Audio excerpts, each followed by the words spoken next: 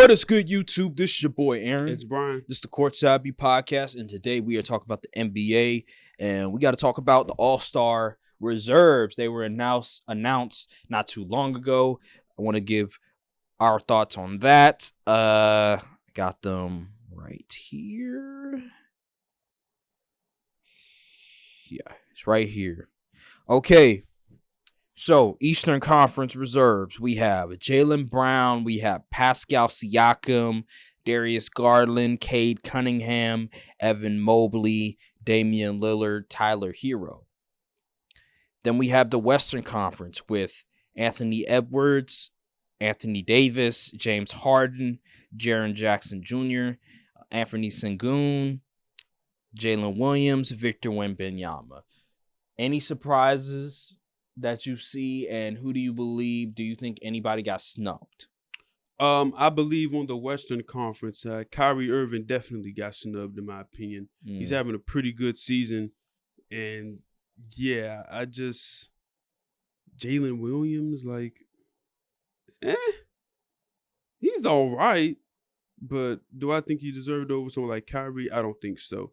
On the Eastern side of things, I know the big thing is LaMelo Ball, because he won the fan vote, and I believe he was top 3 in some other voting or something like that, and he still missed out, probably because of team record. But when did team record start coming to play for all-star selections? I don't know, but the East side is kind of funny. I mean, Damian Lillard, Yeah. I didn't really see that. I mean, I understand they are winning, though. The Bucks are winning. They're like a top 4 seed.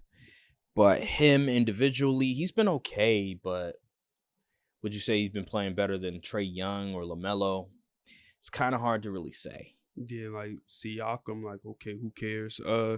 Evan Mobley, sure. Yeah, Evan Mobley, well-deserved. Darius Garland, debatable. Nah, he is well-deserved. He's playing good. He's playing well-deserved, though. Yeah, he's been fantastic for them. You gotta remember, they're sharing the ball. The way that they're playing, it's not like they have one dude that is just dominating the ball like they did the previous year with Donovan Mitchell. They're actually spreading the wealth a lot. Donovan Mitchell, he's not averaging an enormous amount of points. Darius Garland and Evan Mobley, they're averaging their 19, 20 points, but they're all very efficient and they're playing winning basketball. I have no problem with that at all. That's just me. I have no problem with it. Yeah. Oh, maybe I just feel like Trae Young probably should have gotten in, or LaMelo over Tyler Hero. What are we doing here? No, Tyler Hero's been having He's playing a good year. 24 a game, shooting the ball very well.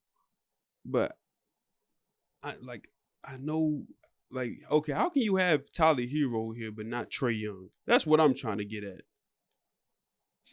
It's true. That is true. Because it's not like the records are that big of a discrepancy.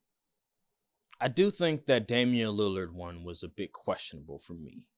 I believe Trae Young should have made it over Damian Lillard. LaMelo Ball, them not winning, and his efficiency numbers isn't that great.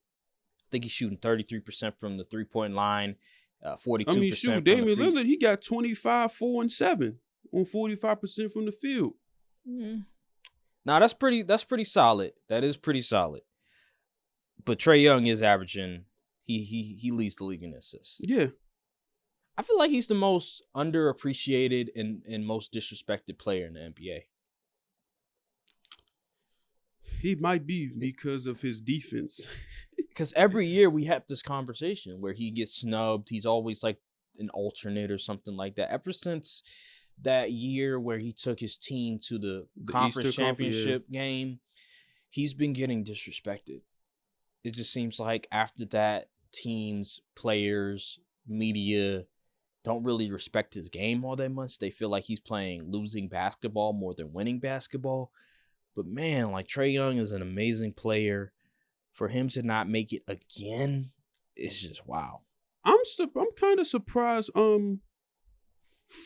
Franz didn't make it. Oh well, I think he missed a good. Remember, he missed that time.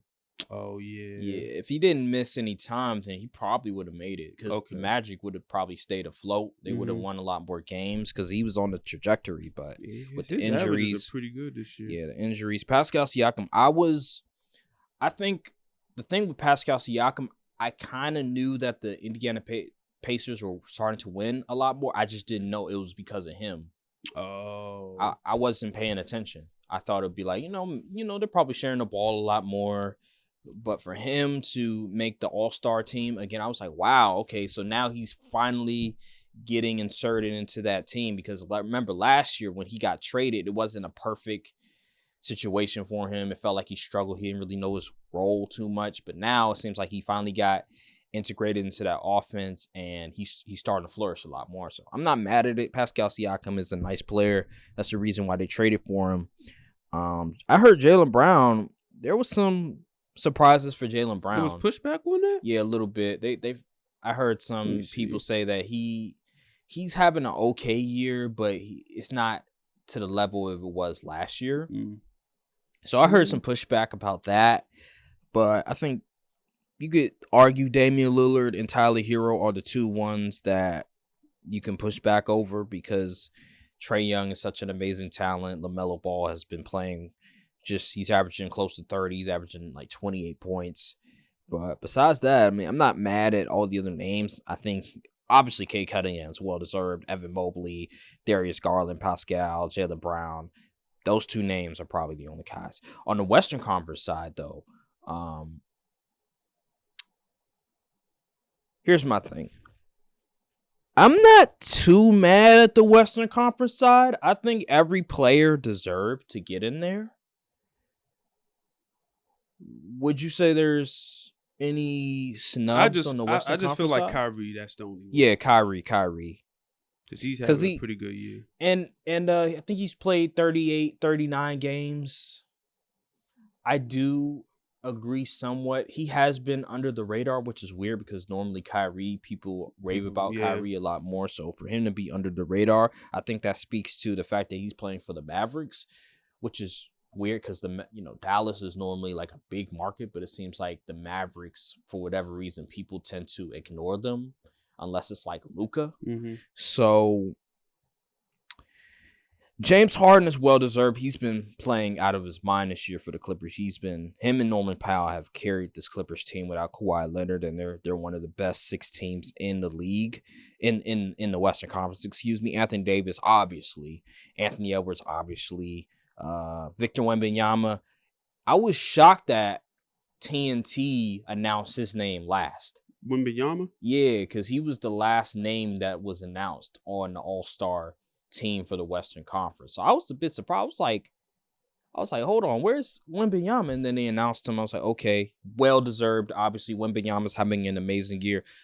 I was shocked at Jalen Williams, but I wasn't mad at it. I was like, you know what? He's had a really great year. 21 points a game, number 1 seed in the Western Conference. Oh, you know what I hear people say? People were saying, how did Sabonis not make it over Sengun? That's true, but you got to remember, the Rockets, they're the 2 seed. 2 seed. Got to put somebody in there. You're not going to put Jalen Green in there. You're not going to put Fred VanVleet or Dylan Brooks. So who are you going to put in there? You're going to put Sengun. Sabonis, listen, I haven't been watching Kings games a whole lot, but he's always a stat sheet monster. Yeah. So it wouldn't surprise me that he's continuously averaging his close to triple-double numbers, like 19 points, 11 rebounds, 7 assists. He's averaging... It wouldn't surprise me that he's averaging a near triple-double. But, yeah, man, I'm not... 20, 14, and 6. Yeah, I mean... And a half, yeah. That doesn't surprise me. He's a stat sheet monster. Yeah, no, he's a stat sheet monster. I'm not surprised at that. Sabonis is a really good player. I just think you have to reward winning in this situation. Sengun has been good for the Rockets. They've been winning really well. Jalen Williams has been good for the Thunder as well. So I'm not too mad at this list. No De'Aaron Fox, no Sabonis, like you said. No Kyrie. No Devin Booker, no Kyrie. I think this year. There is no Devin Booker. Yeah, but I think this year I'm not mad at a lot of the decisions that they made. I think this year it wasn't a whole lot of pushback compared to previous seasons. Like 1 year, Damian Devin Booker Lillard averaging 25, 4 Yeah. and 6, and he ain't make it. But I heard his play has been Up and not down. as good as it was in previous years. Just Shoot, going I'm off looking of, at his past 10 or so. He hooping. Nah, I mean he's picked it up as 30, of late. 35, 37, 35, 32, 31. Again, as of late, he's probably picked it up because I remember maybe a week or two ago where one of the Suns commentators who does the game, who's watched all their games, has said that Devin Booker hasn't been playing up to his ability compared to the previous season. So I mean, I'm looking at this. I mean, yeah, he's averaging 2 less points per game compared to last year and the year before that. What does his 3-point percentage look like? His 3-point percentage, that is a good question. I don't even know if he's really taking that many threes. Let me look at his 3-point percentage. And his field goal percentage. It is field goal percentages, I believe he's shooting 44%. So yeah, field goal 3-point percentage, he's shooting 34%. So those are both down. Yeah, that's what it is right there. On 7 attempts. Ugh. Yeah, that's what it is right there for me. That's probably what it is. That is a significant drop. Because last year he was shooting nearly 50% from the field. Exact. So, and then the Suns, they're not in the top 6. They're around 9-8 right now. So I could see why they didn't put Devin Booker in there, especially you don't want to reward 2 Suns players when your team isn't all that great, and Devin Booker has taken a notch down compared to his previous seasons. I understand. I'm not mad at the snubs. I wouldn't even really call them snubs. Outrage, No. In previous years, I would say, remember Fox, when Fox made it 1 year, he got snubbed and he was an alternate. That was like 1 year I was like, man, Fox is having an amazing year and he still wasn't able to make it. Or Damian Lillard 1 year, he got snubbed. And it was like, damn, like Damian Lillard couldn't make it. But this center guy made it and he's mid, like DeAndre Jordan or somebody like that. Rudy Gobert made it, but not Damian Lillard. Like stuff like that, I was a bit outraged. But this year, it felt like almost every player deserved to make it. I don't think there was much outrage in the selection. They won. They're having career years. Jaren Jackson Jr. has been amazing for the Grizzlies. Ja Morant, he's been out for a lot of the year, and he hasn't had a great year. The best. He's not really having a dominant year like we've seen for Ja Morant. So I'm not mad at a lot of the selection. I think all these dudes well-deserved, having great years. I think Damian Lillard and maybe Tyler Hero, but even so, Tyler Hero is having a great year for the Miami Heat. He's been the best Miami Heat on that team. Yeah. So I'm not going to fault him. Keeps getting suspended. Right. I'm not going to fault him, man. It doesn't seem like a bad list to me. I think Stephen Curry being the starter for the Western Conference, the starting point guard for the Western Conference, is a bit skeptical, but hey, everything else looks good to me, man. I'm not going to fault them. All right. Rumors. De'Aaron Fox potentially going to the Spurs. Do you think, let's hypothetically speaking, because it seems like talks are starting to ramp up. Let's say the Spurs do trade for De'Aaron Fox. Mm-hmm. Does this really move the needle for the Spurs this season if they trade for De'Aaron Fox? Or is this a long-term move for the future? This might be a more long-term move. I mean, De'Aaron Fox is better than most of the players on pretty much all the players except Wemby on that team. So this would be a good move. I'm concerned, like, how would the development of, is his name Stephon or Steven Castle? Steven, they might have to trade him. I wouldn't be surprised they have to trade him.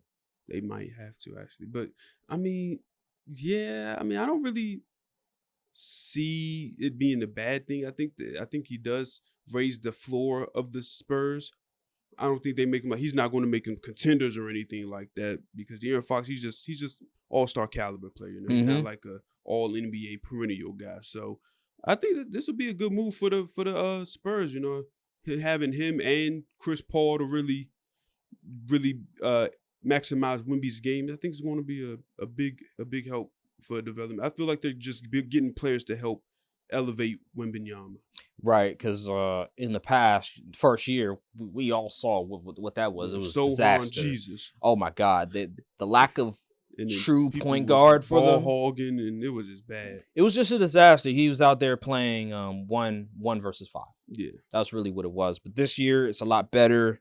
More talent is on the floor for him, but he needs that solidified number 2 guy, all-star caliber player with him that he can play with for the immediate future. And De'Aaron Fox will be that guy that they can build around, that they can start to just build a culture, build a good team for Wembanyama. And this year, I don't think it would get them to a second round, but I believe it will help them propel themselves to the playoffs at least. Because right now, I think they're the 10th. They're around 12th, 10th or 12th in the standings. With De'Aaron Fox, easily make the play-in. They could probably make the playoffs if they get De'Aaron Fox. But in terms of like instant impact, get you to the second round of playoffs, I don't see that. I believe this is a long-term move for the future, and I wouldn't mind them trading for De'Aaron. Well, I would mind them trading for De'Aaron Fox because my Lakers are in the Western Conference. I don't want him to go to the Spurs. I want him to go to the East. Miami, please trade for De'Aaron Fox. What you doing? Breaking news. The Los Angeles Clippers are trading P.J. Tucker, Mo Bamba, a future second-round pick, in cash to the Utah Jazz for Drew Eubanks and Patty Mills. Sham Charania. I saw that. I didn't want to. I didn't care. I saw that. I just didn't really care about that. Eubanks. Ugh. Yeah. Who cares? Now, if they would have traded for someone like Jakob Poeltl, then that could be newsworthy. But this, I mean, it's good depth, though. Eubanks is good depth, especially at the center position, because the Clippers, and it's pretty much Zubac, and I don't even know who the heck the backup is. I mean, and PJ Tucker, and he's old. Yeah. Mo Bamba, he's trash. His best thing about him is that song Sheck West put out. So, I'm gonna keep it a buck. I don't care. I'm gonna just keep it a buck. I really don't. I think this is a minimal move. Good salute, I guess, to whoever benefits, but I really don't care at this point. That's why I saw the news before you even broke it to the camera. But me personally, I really don't care. I think it's like, okay, it's a small move. Yeah, it's a very small move. It might benefit the Clippers, but whatever. It's just like whatever. Anywho, yeah, man. I think that'll do it for De'Aaron Fox. I think it'll help him in the long term. Just right now, I don't think it's a big needle mover for this season. It'll be more so for the long term. So De'Aaron Fox is an underrated playmaker. Absolutely. Last topic. I want to talk about the Rockets because the Rockets, they're in the top 3 right now. They just lost to the Grizzlies the other night without Ja Morant, but it was a competitive game. It was a really good game. My question to you is, with the Rockets exceeding expectations, and we see them in the top 3 of the conference potentially being, matter of fact, I think they're still number 2 right now. They're number 2 in the conference right now. Do you think that the Rockets should be like, hey, we're number 2 in the Western Conference right now. Let's go all in. Like, let's go big fish hunting, get a star player and trade and try to win the championship now? Or should they stand packed, trust the process, keep developing for the future, and just see which one of these young players will be that future gem, that future star for them? Where are you on that? Honestly, I think they should stand packed just to see what they have this year, because like none of these dudes have played in the playoffs. Well, obviously, Fred VanVleet and Dylan Brooks, they played in the playoffs. I'm talking about the younger guys they drafted, never been to the playoffs. You really got to see how that dynamic would work. Then I think you can accurately be like, okay, this is what we look like come April. We need to see, now we can establish and find, okay, what's going to work, what lineups work, what don't, what players aren't really built for the moment and stuff like that. So I think they should just stand packed for now. They're overachieving in my opinion. So I just say let it ride it out. See what you got the first year. These dudes are still in a contract. They're still young. You can kind of use the season to see what you got. So pretty much what OKC did last year. Yeah. In that you have a bunch of young dudes, young talented dudes, but you're still trying to find out, okay, who can we rely on? Who's a difference maker for the team come playoff time? I agree with you. I think they should stand packed. It's still too early. We still don't know. Especially since you have a coach like Ime Udoka. Yeah. So he's been there before, so he knows what he's looking at. So yeah. Amin Thompson, Jalen Green, Sengun, all these dudes. There's still a lot of questions. Jabari Smith, Cam Whitmore. Whitmore he's crying to get minutes. It's still a lot of question marks with this team. A lot of talented dudes. It's just we don't know who's gonna be that guy. Who's gonna be the guy that you build around? Amin Thompson. I feel like he has the potential to be that guy. Just the athleticism with the defensive ability. Just he could do a lot of different things. He still needs to improve his jump shot, but man, he could do so many different things. He has the traits. Yes, absolutely. He hates losing. It's just so many things. He ain't scared of the him. moment. You saw that game winner against the Celtics. Yeah, the Celtics. Man, took Jaylen Brown on. I think Jaylen Brown. He made a all defensive team, didn't he? Yeah. Yeah. He wasn't scared. So. You're absolutely right. I just think with the NBA, what I love about the NBA is that you can wait a little bit more. Windows are larger, I would say, than the NFL. Yeah. NFL, the windows are a lot smaller. When you have the opportunity to compete for a Super Bowl, you got to go for it. Yeah. You got to go all in. You got to put all your chips in one basket. Put all the chips on the table.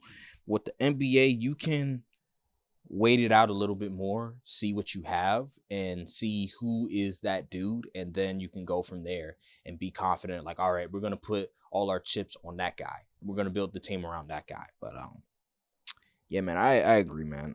They have so many dudes, man. It's just about who is going to step up when it matters most. I agree. Who do you think? Who would you put your bet on as the guy for the Rockets? I tell you who I won't put my money on is Jalen Green. We already know. He's been playing well though. Yeah, some nights he has bad efficiencies and stuff, but he gets his numbers, I guess. Let me think. Fred VanVleet is not good. No, I wouldn't put my money on Fred Brooks, VanVleet. No, absolutely not. I mean, I guess Amin Thompson, even though he's more raw, but he has the potential. So I guess, I mean, I like Sengun, but he's not like a Jokic or anything. You know, I wouldn't want to. More Sabonis than Jokic. Yeah, he's more Sabonis than Jokic. It's like Pokemon evolution. He's still in the baby version of Charizard. It's like Paul Gasol. It's like Paul Gasol, Sabonis type. Good, really, really good player. You can win a championship if he's your number 2. That's great. Yeah, but you don't not the number 1 guy. No. So I guess Amin Thompson would be the lead candidate for that because Jabari Smith, he's not score guy or anything like that. No, he's more do the dirty work. He's a 3-and-D, Trevor Ariza, right. Aaron Gordon type dude. Aaron Gordon, maybe guys like that. Okay, yeah. Right. So Amin Thompson, he guess he's the lead candidate. We just got to see it. This is gonna be exciting to see in the playoffs how they play. Especially depending what matchup they get too. I'm very excited to see how the Rockets play in the playoffs, considering we just don't know who's going to be that dude when it matters most. Because playoffs, things get tight, more of a half-court setting.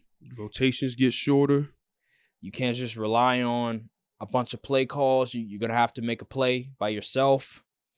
I can't wait to see who is going to step up for the Rockets. Who going to be that alpha for the Rockets? I just don't know yet. As it currently sits, we would be looking at a Timberwolves-Rockets matchup. I like that. That's a great matchup. Got the Timberwolves that starting to get it going a lot better. They're 7 out of the last 10. The Western Conference in general, from 1 to 9, like it is close. If you have a bad week, you can go from 4 to 9. A lot of Western Conference, they've been winning a lot. They must have been playing the East Conference because the East, the top 8 teams, they besides one, they've at least won 7 out of the last 10. Yeah, you take that Eastern Conference road trip, Philly, Wizards. Oh Lord, Chicago, the Magic. Magic are healthy. They 2 out of their last 8. Yeah, yeah, I'm 2 out of the last 10. So damn, they are. They've been Nets, Nets, Nets, Hornets, yeah. Teams Bulls, like that.